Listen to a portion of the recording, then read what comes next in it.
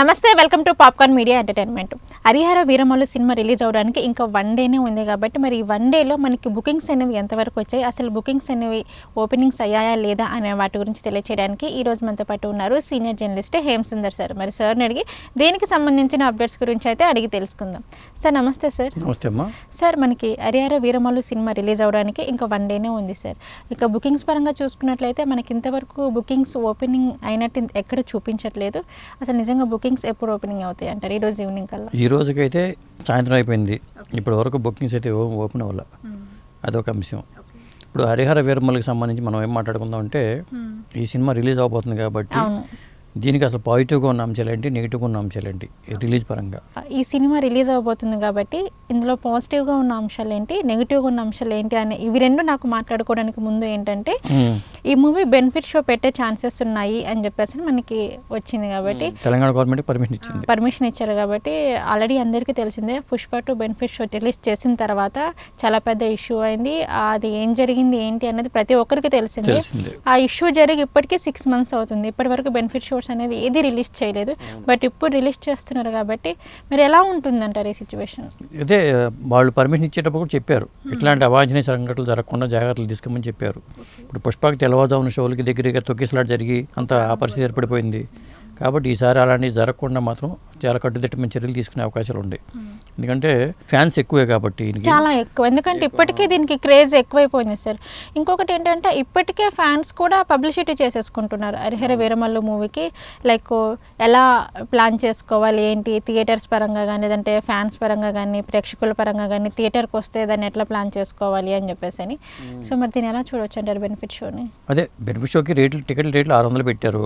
600 చెల్లించగలిగిన వాళ్ళు కంపల్సరీగా చూస్తారు. అది ఎందుకంటే క్రేజ్ ఉంది కాబట్టి ముందే చూసేద్దాం అనే దీంట్లో ఉంటారు చాలా వరకు. అట్లాగే బుక్ మై షోలో కూడా ఈ 3 రోజులకి దాదాపు బుక్ అయిపోతూ ఉంటాయి. ఎవరికి వీలుగా ఉన్నట్టు వాళ్ళు బుక్ చేసుకుంటారు. ఇది ఒక ప్లస్ పాయింట్, ఎప్పుడైనా క్రేజ్ ఉన్న మూవీకి ప్లస్ పాయింట్. ఎందుకంటే సినిమా ఫ్లాప్ టాక్ వచ్చిన తర్వాత క్యాన్సిల్ చేసిన ఫెసిలిటీకి అన్నిటికీ ఇవ్వట్ల. ఆ క్యాన్సిల్ ఫెసిలిటీ ఉండదు. టికెట్ కొనుక్కున్నవాడు చచ్చినట్టు చూడాల్సిందే, బాగుపోయి చూడాల్సిందే. అవును. కాబట్టి అదొకటి కావాల్సిన మంచి పాయింట్ అన్నమాట ఇది. ఎందుకంటే నిర్మాత పరంగా అది బాగా ఉపయోగపడే పాయింట్గా చెప్పొచ్చు. ఇంకొకటి ఏంటంటే, ఈ సినిమా కలిసి వచ్చే అంశాల గురించి మాట్లాడాల్సి వస్తే, ఈ సినిమా రిలీజ్ టైంలో వేరే సినిమాలు ఏమీ లేవు. కాబట్టి మొత్తం ఏమైనా సినిమాటికి ఏమైనా ఓపెనింగ్స్ వచ్చినా కానీ ఆల్టర్నేటివ్ సినిమాలు లేవు కాబట్టి ఖచ్చితంగా టికెట్స్ అన్నీ కూడా ఈ సినిమాకి తెగే అవకాశాలు ఉన్నాయి. అది ఒక కలిసి వచ్చే అంశాల్లో అది ఒకటి చెప్పొచ్చు. అలాగే సినిమా యావరేజ్గా ఉన్నా కానీ పవర్ స్టార్ సినిమా కాబట్టి నడిచిపోతుంది. ఫ్లాప్ టాక్ వస్తే చెప్పలేం, కానీ సినిమా యావరేజ్గా ఉన్న సినిమా హిట్ అయిపోయే ఛాన్సెస్ అయితే ఉన్నాయి. ఎందుకంటే మిగతా మూవీస్ కూడా ఏమి లేవు కాబట్టి. తర్వాత ఆఖరి 3 రోజులు కూడా పబ్లిసిటీ అనేది చాలా ప్లస్ అయింది సినిమాకి. మొన్న పవర్ స్టార్ వచ్చినప్పటి నుంచి కూడా హైప్ వచ్చింది. ఆ ట్రైలర్ రావడం కానీ ఇది కలిసి వచ్చే అంశాల్లో మనం చెప్పొచ్చు. అంటే అంటారు కదా సార్, లేటుగా చేసినా కానీ చాలా లేటెస్ట్గా జరిగిపోయింది. అవును అదొకటి. తర్వాత ఇంకొక కలిసి చెప్పండి అంటే రేట్లు పెంచుకునే అవకాశం 10 రోజుల పాటు. ఈ 10 days టికెట్ రేట్ పెంచుకునే అవకాశం. ఎందుకంటే సినిమా మీద హైప్ ఉంది కాబట్టి ఖచ్చితంగా డబ్బులు అయితే గట్టిగా వచ్చేస్తాయి. అది కలిసి వచ్చే అంశాలు చెప్పొచ్చు. ఓకే, ఇంకా ఇవన్నీ కలిసి వచ్చే అంశాలు కాబట్టి సో మరి కలిసి రాని అంశాలు అంటే ప్రతికూల అంశాలు. ఇప్పుడు ఇందాక అన్నట్టుగా పుష్పకి ఎట్లాగా అవాంఛనీయ సంఘటనలు జరిగినాయో జరగకుండా జాగ్రత్తగా చూసుకోవటం ఒకటి. ఓకే, అదొక అంశంలో చాలా జాగ్రత్తగా ఉండాలి వాళ్ళు. అపోజిషన్ సోషల్ మీడియా ఒకటి ఉంది. అంటే వైసీపీ సంబంధించిన కొంతమంది అంటే పొలిటికల్ పరంగా వాళ్ళు దీని మీద టార్గెట్ చేయడానికి అవకాశాలు ఎక్కువ ఉంటాయి.